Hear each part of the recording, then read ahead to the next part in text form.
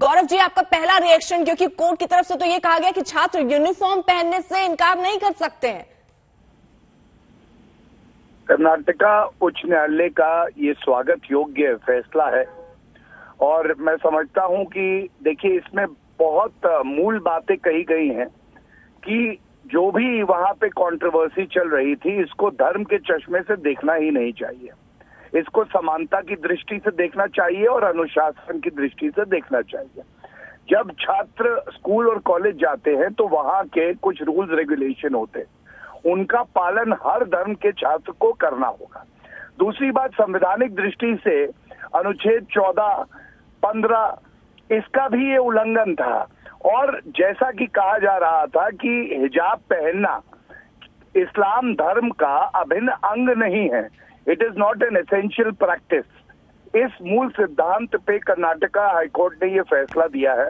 और दूसरी बात, कोई भी मूल अधिकार एब्सोल्यूट नहीं होता है कि उस पे कोई प्रतिबंध या कोई रोक ना लग सके। 3 चीजें तो संविधान में ही कही गई हैं, पब्लिक ऑर्डर, हेल्थ और मोरालिटी। इस ग्राउंड पे भी आप जो मूल अधिकार हैं उनको आप कम कर सकते हैं अगर ये समाज के हित में है। तो आज कर्नाटका हाईकोर्ट का जब फैसला आएगा उसका अध्ययन करने के बाद और टिप्पणी करेंगे, लेकिन मूलतः ये फैसला देश को आगे बढ़ाने वाला है।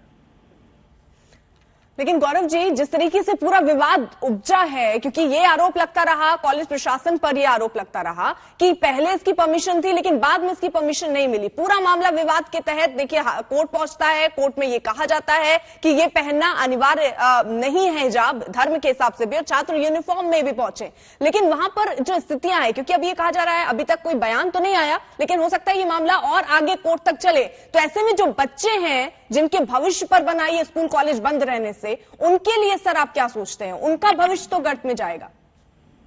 देखिए, आपने जो प्रश्न किया इसमें 2 शब्द बड़े महत्वपूर्ण है। पहला आपने कहा विवाद, तो विवाद कौन कर रहा है? विवाद वो लोग कर रहे हैं जो इस पूरे मुद्दे को धर्म के चश्मे से देख के राजनीतिक बनाना चाहते हैं। और इस बात पे तो किसी को इतराज नहीं हो सकता है कि संविधान से ही देश चलेगा, शरीयत से नहीं चलेगा।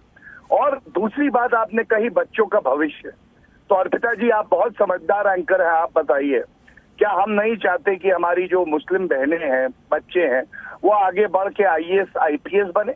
और अगर वो स्कूल और कॉलेज में जाते हैं तो क्यों वहां पे भेदभाव हो या कानूनों का उल्लंघन हो, केवल एक धर्म को ध्यान में रखते हुए? मैं समझता हूँ समानता की दृष्टि से भी ये एक उचित फैसला है जिसका स्वागत होना चाहिए। और सबसे बड़ी बात है, विरोध तो हर बात का होता है। अनुच्छेद 370 को हटाने का विरोध हुआ, CAA को जब लाया गया तब भी विरोध हुआ। विरोध से कोई गलत चीज सही नहीं हो सकती है। शाहीन बाग में रोड बंद कर दी जाती है तो वो सही नहीं हो जाता क्योंकि विरोध हो रहा है। विरोध करना संवैधानिक अधिकार है, लेकिन हमें ये याद रखना होगा संविधान में दायित्व भी है, मूल कर्तव्य भी। लेकिन गौरव जी, एक प्रमुख सवाल यहाँ, जो इस विवाद, क्योंकि विवाद शब्द को ही आपने पकड़ा, एक विवाद से ही जुड़ा सवाल, जो ये विवाद शुरू हुआ, जो छात्राएं हैं वो स्टार्टिंग से, शुरू से ये कहती आई कि हम रेस्टरूम में जाके चेंज कर दिया करते थे। अचानक से ये नियम लाया गया, पहले कॉलेज को कोई दिक्कत नहीं थी, अचानक से दिक्कत शुरू हो गई, जिसके बाद ये पूरा मामला कोर्ट तक पहुंचता। अब तो जो कोर्ट का फैसला उसका सब स्वागत कर रहे हैं, लेकिन ये विवाद की जड़ की बात कि पहले कोई दिक्कत नहीं थी, बाद में दिक्कत उपजी, इस पर क्या कहेंगे आप?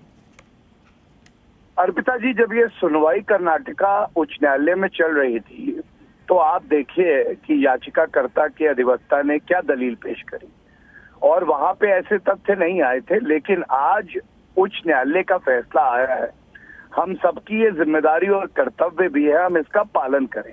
आज यही देश का कानून है और कर्नाटका में यही कानून है, और जब उसे न्याय संगत पाया गया है, अब इन बातों का कोई औचित्य नहीं रह जाता है कि छात्र के वकील क्या कह रहे हैं। फैसला आ गया है, फैसले को आप चुनौती दे सकते हैं।